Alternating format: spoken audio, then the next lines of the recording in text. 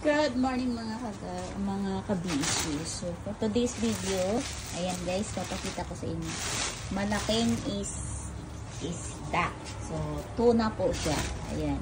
Nakukuha lang namin galing ng yung tuna at saka itong isang tuna na to, dalawa siya. So ito yung isang, ayan guys. Malaking tuna. Ayan. Sobrang laki. Mas malaki itong isa. Ayan. Ayan, hanggang doon. Sobrang laki. Ayan. Ayan o. 1, 2, 3, 4. So, 4 ka. So, malaki guys.